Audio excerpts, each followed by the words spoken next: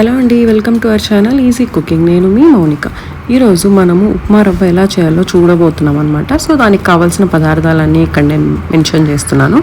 So మీకు first నేను 2 onions తీసుకున్నాను అనమాట. ఇక్కడ 2 పర్సన్స్కి చేస్తున్నానండి. సో సన్నగా స్లైసెస్లా కట్ చేసేసుకొని పెట్టుకున్నాను. అలాగే పచ్చిమిర్చి కూడా తరిగి పెట్టుకున్నాను అనమాట.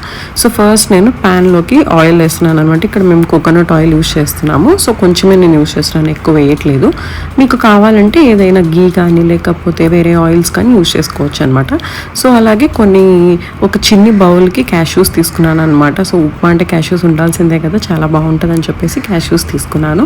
సో దాన్ని కొంచెం గోల్డెన్ బ్రౌన్ వచ్చేదాకా రోస్ట్ చేసి పెట్టుకోవాలండి. సో సన్న మంట మీద పెట్టుకోవాలి, లేకపోతే త్వరగా వచ్చేస్తాయి, త్వరగా బ్లాక్ అయిపోతాయి అనమాట. సో అప్పుడు బాగుండవు. సో అందుకని కొంచెం లో ఫ్లేమ్లోనే క్యాష్యూస్ని ఫ్రై చేసుకోండి. సో వన్స్ ఇవి ఫ్రై అయిపోయిన తర్వాత సపరేట్గా బౌల్లోకి తీసేసుకొని పక్కన పెట్టేసుకోండి. దాని తర్వాత అదే సేమ్ ఆయిల్లో సరిపోతుంది, కొన్ని ఆవాలన్నమాట చిటపట అయ్యేంత వరకు వేసుకొని తర్వాత మీరు కొంచెం జీలకర్ర వేసుకోండి అనమాట. డైజెషన్కి అంతా బాగుంటుంది కదా.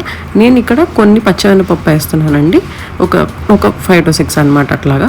సో నెక్స్ట్ అది కొంచెం హీట్ అయిన తర్వాత మనం స్లైస్ చేసి పెట్టుకున్న 2 ఆనియన్స్ని తీసుకొని ప్యాన్లో వేసేసాను అనమాట. ఇది కొంచెం ఫ్రై అవ్వాలంటే లిటిల్ సాల్ట్ అనేది స్ప్రింకిల్ చేసుకుంటే మనకి త్వరగా ఆనియన్ అనేది ఫ్రై అయిపోతుంది అనమాట. సో నేను ఇక్కడ నెక్స్ట్ స్టెప్లో కొంచెము సాల్ట్ వేస్తున్నాను. సో సాల్ట్ వేసి కొంచెం సేపు ఉంచితే మనకి కొంచెం మంచిగా ఫ్రై అయిపోతాయి, త్వరగా ఫ్రై అవుతాయి అనమాట. సో అది చిన్న ట్రిక్, చాలామంది యూజ్ చేస్తుంటారు. నెక్స్ట్ నేను ఇక్కడ కరివేపాకు వేస్తున్నానండి. సో కరివేపాకుని కొంచెం ఇలాగా తరిగినట్టు చించినట్టు వేస్తున్నాను. సో అప్పుడు అది ఏంటంటే ఫ్లేవర్ అనేది ఎన్హాన్స్ అవుతుంది అనమాట. సో దానికోసం అనేసి అలా అయితే పిల్లలు కూడా తినేస్తారు, సో పక్కన పెట్టకుండా. సో అది కూడా ఒక ట్రిక్. సో ఇట్లా వేసేసుకోవచ్చు.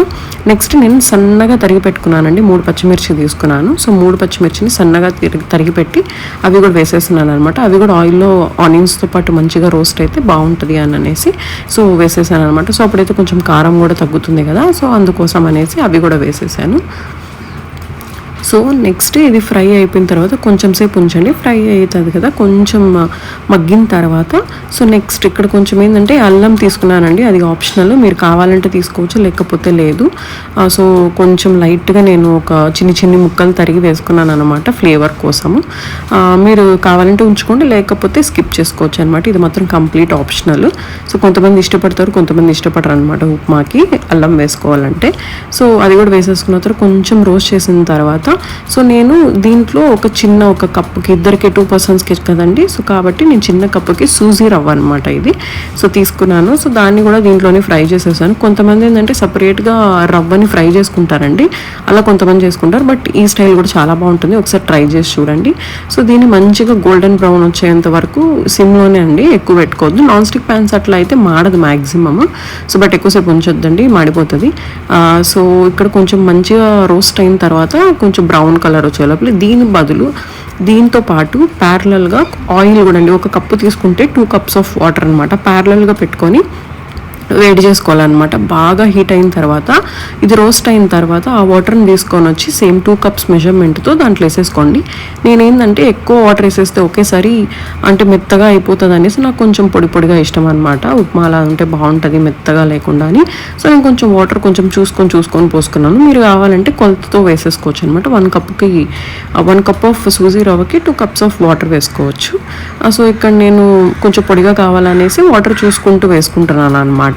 సో దాన్ని బట్టి చూసుకోవచ్చు అని. సో ఈ టైంలోనే మనకు అర్థమైపోతుంది రవ్వ ఉడికింది అంటే వాటర్ సరిపోయిందా లేదా. అలాగే సాల్ట్ ఏమైనా సరిపోకపోతే ఈ టైంలోనే ఇందాకే ఆ వాటర్లోనే సాల్ట్ వేసేసి డిజాల్వ్ అయిపోతుంది అనమాట. అప్పుడైనా వేసేసుకోవచ్చు, లేకపోతే స్టార్టింగ్లోనే మీరు వేసుకోవచ్చు అనమాట. సాల్ట్ అనేది అంటే ఒక్కొక్కలాగా తక్కువ తింటారు, ఎక్కువ తింటారు, దానికి రుచికి సరిపడా వేసేసుకోవచ్చు. సో వేసుకున్న తర్వాత వాటర్ వేసుకున్న తర్వాత కొంచెం మంచిగా అంతా మిక్స్ అయ్యేలాగా చూసుకోండి. సో మొత్తం రవ్వ ఉప్మా అంతా మంచిగా కలిసేలాగా చూసుకోవాలన్నమాట. సో నేను కొంచెంగా వాటర్ అనేది యాడ్ చేసుకుంటూ ఉన్నాను. సో ఎక్కువ లేకుండా, అంటే ఒక్కొక్కసారి మెత్తగా అయిపోతుంది, సంగటి ముద్దలాగా అయిపోతుంది అనమాట. సో నాకు అట్లా ఇష్టం ఉండదు ఉప్మా అనేది. సో మ్యాక్సిమం కొంతమంది ప్రిఫర్ చేస్తారు, కొంతమంది ప్రిఫర్ చెయ్యరు. సో ఇట్లా చూడండి, ఇట్లా అయిందనమాట. సో మంచిగా కలిపేసాను నేను, వాటర్ అంతా డిజాల్వ్ అయిపోయింది, బాగా ఉడికిపోయింది ఉప్మా కూడా. సో మొత్తం ఇట్లాగా పొడి పొడిగా వచ్చేసింది అనమాట. సో నాన్ స్టిక్ ప్యాన్స్లో ఇదే అనమాట కొంచెం అడ్వాంటేజ్, పొడి పొడిగా అయిపోతుంది కొంచెం వాటర్ కానీ తగ్గిస్తే. దాని తర్వాత మనం క్యాష్యూస్ని పక్కన పెట్టుకున్నాం కదండి, కొంతమంది దాంట్లో వేసేస్తారు, అలా వద్దండి, అలా వేస్తే క్రిస్పీగా ఉండవన్నమాట. సో క్యాష్యూస్ అనేది సో అవి ఉడికిపోతాయి కాబట్టి మెత్తగా అయిపోతాయి. అదే లాస్ట్లో కానీ అలా స్ప్రింకిల్ కానీ పైన చేసుకున్నారంటే కొంచెం క్రిస్పీగా తగులుతూ ఉంటుంది అనమాట తినేటప్పుడు. సో నెక్స్ట్ సర్వ్కి రెడీ అయిపోయింది మన ఉప్మా. సో నేను చక్కగా ఈరోజు ప్లేట్లో ఉప్మాకి తీసుకుంటున్నాను. దానికి కాంబినేషన్ చట్నీ అలాగే మామిడికాయ పచ్చడండి, నోరూరిపోతుంది అసలు చూస్తుంటేనే. ఎంత బాగుందంటే అంత బాగుంది. సో మీకు కాంబినేషన్ కూడా చూపిస్తాను, ఇంకొంచెం ఎక్కువ తినొచ్చు అనమాట. సో గైస్ అది ఉప్మా, రవ్వ ఉప్మా అనమాట. సో వీడియో నచ్చినట్టయితే ప్లీజ్ షేర్ అండ్ సబ్స్క్రైబ్.